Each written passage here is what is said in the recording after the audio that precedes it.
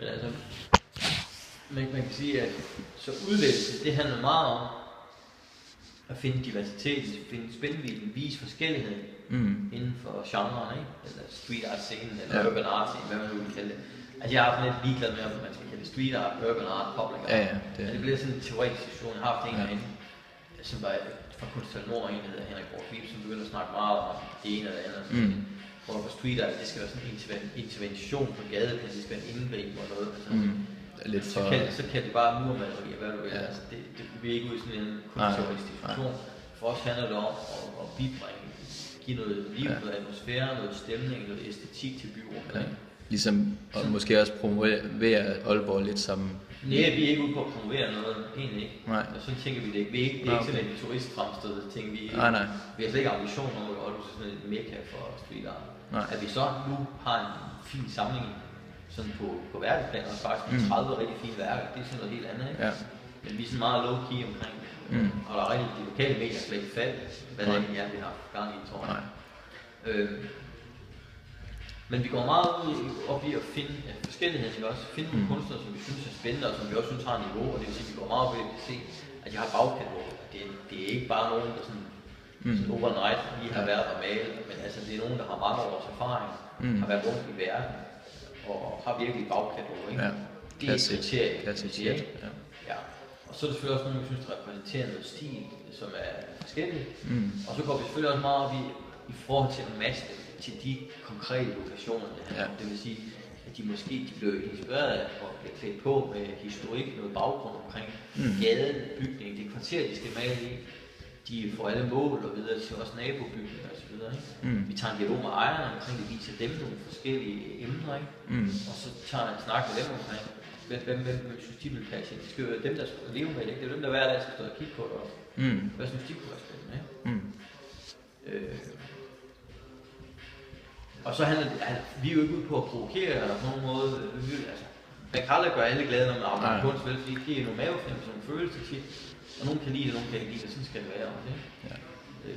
Men vi er jo ikke ude på sådan at skabe kant eller politiske statements eller sådan noget. Der ligger også nogle restriktioner i forhold til lokalplaner. Hvad må man i forhold til, altså der ikke må være nogle religiøse, politiske, kommercielle, skjulte budskaber i værkerne, ikke? Det ligger lidt nogle begrænsninger. Så det er jo ikke sådan, ligesom vægmalerierne var brugt som propagandamedie tilbage i 20'erne og 30'erne og sådan noget, altså. Sådan er det jo ikke her. Så her går det også over, og så kan man så sige, går der noget tabt her, altså bliver det lidt mere kommercielt, og mister man, hvad skal man sige, poweren, dynamikken, hjerteblod i det, fordi det mere bliver noget, æstetik forskønnelse også. Ja. Men det er sådan meget balancen for os, også i det, at give kunstnerne respekten, den integritet, at de har lov til at udfolde sig, som de nu gerne vil, inden for nogle givende rammer, ikke? Ja. Og det står jo frit for at sige nej, de har jo selv sagt ja tak til at komme, ikke? De har jo ligesom kendt spillereglerne, kan man sige, konditionerne for det, ikke? Ja. Men vi forsøger jo at inspirere dem og give dem så stort et bevægelsesrum til at bolde sig, ikke? Ja. Og derfor gør vi også meget ud af sådan helt konkret ikke at annoncere, når de kommer. Fordi de hader det der, det er sådan et boyband, der lander ude i lufthavnen. Ja. Og så bliver de kørt ind til en lift, og så står der 100 mand med kamera klar til at fotografere dem, ikke? Ja. Så dør der energi og lyst til at lave det for. Ja. Så der er vi sådan meget diskrete, og fortæller ikke, måske før de er her, eller før de har rejst igen. Så de får arbejdsord, ikke? De accepterer selvfølgelig, at de er i det offentlige rum, og lyn på, at der er nogen, der opdager det, og tager et billede, så kører det på de sociale medier. Men for dem er det for eksempel, stort set for alle sammen er det enormt vigtigt at få taget, når det værket er færdigt, det første billede, og få det, så de dem selv der ligesom kan styre lidt, og få lagt billedet ud, det rigtige billede af det inde i værk først. Ja. Altså alle sammen, de har alle sammen prøvet det der med, at der er nogen, der har taget et billede af værket 2 dage inden det er færdigt, og så det bliver floreret ud på nettet, og så tror folk, det er det, de har lavet, ikke? Altså, så mange de sidste 5%, der gør måske værket bare er endnu skarpere, ikke? Endnu federe. Og det frustrerer dem, ikke? Ja. De går også meget op i at køre liften, hvis de sidder med arbejder med lift, hvad de fleste der gør. Kører liften ind i en bestemt position, højt op, og så tager de et billede, som de ved, ingen andre kan tage fra, altså efterfølgende, ikke? Det er også vigtigt for dem. Ja. Nogle af dem signerer værkerne, nogle gør ikke, sige, det er ligegyldigt, det er også det handler om. Det er værket, det handler om, det er ikke mig. Nogle af dem giver værket titler, nogle gør ikke. Det er også forskelligt. Nu sagde du det sådan med Wolfsen og Kirk, hvad de sådan har lavet. Hvor mange har I sådan været med til at lave over altså, jeg har lavet 2 til hernede i galleriet. Så lavede We Are 10 sidste år, og så har vi lavet 12 i år. Okay. Ja. Og det er jo et stort spænd i det. Det går jo fra sådan meget, meget naturalistiske ting til at være sådan helt grafisk, stramme, abstrakte, geometriske former. Og sådan, ikke? Og det er jo også en meget en diskussion, vi har i udviklingen. Det er også de dimensionerne, det har, ikke? Altså, hvem tror vi vil fungere godt i forhold til, inden vi begynder kontakt med noget. Altså, vi har sådan en stor idé, hvor folk vi synes, der er spændende. Ja. Men vi går hele tiden ind og vurderer det i forhold til, hvem vil være god til sådan noget her, ikke? Ja. Altså, der er stor forskel på at lave en væg, der er måske 50 meter lang og 8 meter høj. Og så skal jeg lave en, der er 6 x 8 meter, ikke? Ja. Og der fordi udgangspunktet for værkerne er jo, at de er i anførselstegn permanent. Altså, det er jo tænkt til, at det er nogen, der skal blive her i nogle år, ikke? Ja.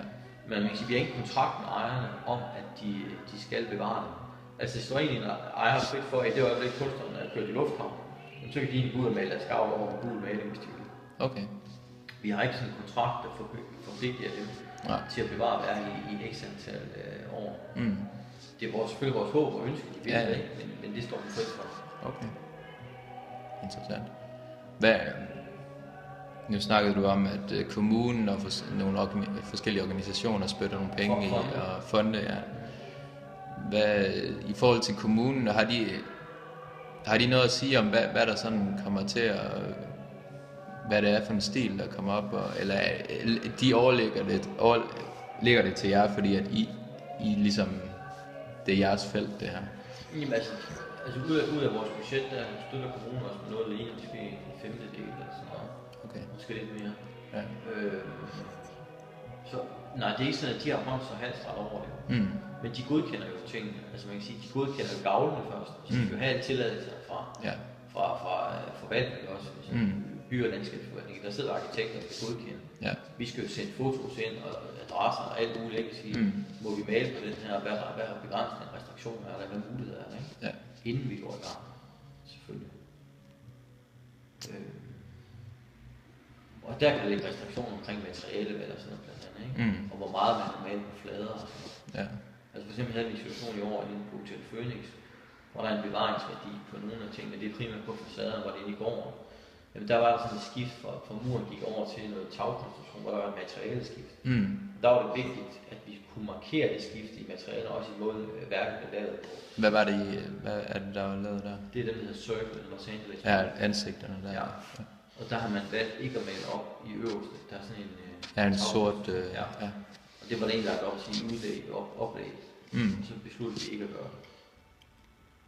Ved du, jeg var lidt nysgerrig i forhold til det værk der faktisk, fordi hvad Return, det hedder Return, ikke? Ved du, hvorfor det hedder det, eller hvad er det? Jamen, de er jo sådan langt, hvor man spørger, altså, der er nogen ting helt banalt, okay, det er hotel. Altså når man skal komme igen, du har haft en god oplevelse, du sover godt her, du har haft det fedt, det er et sted, du kommer tilbage til. Ja. Men sådan var det ikke for dem. Altså de er mere sådan lidt sjov, filosofisk snak, sådan om i kredsløb, sådan noget mere kosmisk niveau, at ting hænger sammen og så videre. Ja. Men hvis du går ind og læser om Circle, så kan du se, at de arbejder meget sådan konceptuelt. Ja. Altså, de har lige lavet et værk i Johannesburg lige nu, hvor du ser en tronestol, altså en pæn stol nærmest, og så er der en kongekrone. Stolen er på hovedet, og så er der en kongekrone, der sådan svæver i luften også på hovedet. Og så står der over throne. Og det er en typisk dem. Ja, okay. Jeg så også, de havde en... Men lige nu har de en periode, hvor de bruger meget... Altså, den grønne farve har været inde i en periode, den der lidt mindgrønne, ikke? Ja. Og så har de sådan en manifest om Circle, som går også igen. Men de bruger meget at skrive ord, har de gjort på et tidspunkt. Okay. De skifter sådan tema. Ja. De lavede noget på Malmø Kunsthal for nogle år siden, hvor det er sådan nogle græske gudinder, græske mytologiske figurer, de maler. Med sådan meget sådan prikagtige ting. Og så har de en orange farve. Den brugte de nogle år. Så var der nogle perioder, hvor de brugte noget sort, hvid og noget guld. Og nu har de så haft den her mindgrønne ting. De lavede en kæmpe astronaut i Manila i Filippinerne også. Okay. Og nu i Los Angeles, hvor de bruger den her grønne. Ja. Og nu er de måske ved at skifte til noget nyt igen. Okay. Altså, de kører de perioder. Det er sådan et tema. Ja. Jeg så, de havde lavet en udstilling, hvor temaet, det var at temaet om, at ingenting eksisterer. Og det er sådan, man bliver nødt til at... Det er kun ens egen holdning og ens egen tanker, der eksisterer. Ja. Og det tænkte jeg sådan lidt i forhold til de ansigter, der, at der stod return og sådan. Ja. Ja, skulle man return til ens egen sag. Men Men nogle af dem har det også sådan, at de tænker meget fokuseret på værket, på rummet, altså det fysiske lokalitet, det fysiske rum, de arbejder i, og så kommer måske først med titel, når de har lavet værket, så de tænker, hvad vil det så hedde det her? Ja. Det er sjældent, de går ud og har et udgangspunkt først. Ja. Jeg vil sige, østrigske Nykost, han var klar på at ville lave sådan en Medusa-ansigt. Han der lavede sådan en kvindes rating. Ja. Og det var en kvinde, jeg ved ikke, om han havde snakket, men han havde i hvert fald set hende på nettet, på Facebook, i Wien. Okay. Selv fra Wien. Eller han bor i Wien, Østrig. Ja. Så det var en østrigsk kvinde, han havde set på nettet. Okay. Og så har han et foto for hende, og det går så over til, at han sidder og skitser hende, laver hende i farveblinde på et stykke papir. Og det bliver så skitsen til værket på væggen. Okay. Så der ved han det sådan helt step by step til. Ja, men der er stadig langt fra, når du ser en farveblinde skitse. Ja, selvfølgelig. Men det bliver til, ikke? Ja. Spændende. Jamen, jeg var bare lidt nysgerrig. Jeg synes, det er skide fedt. Men det er ikke sådan... Altså, kuratering vil sige, at vi sidder og gør det, men vi sidder jo ikke bare som sådan en junta og gør det, hvad vi synes, der er fedt. Altså, vi tænker virkelig respekt for. Vi søger at inddrage ejerne af bygningerne, ikke? Kunstnerne, husen og så videre. Det er jo ikke bare... Det er ikke tilfældigt, vel? Nej. På ingen måde. Nej. Jamen, det er heller ikke det billede, jeg sådan får. Nej. Men, ja. Tak for...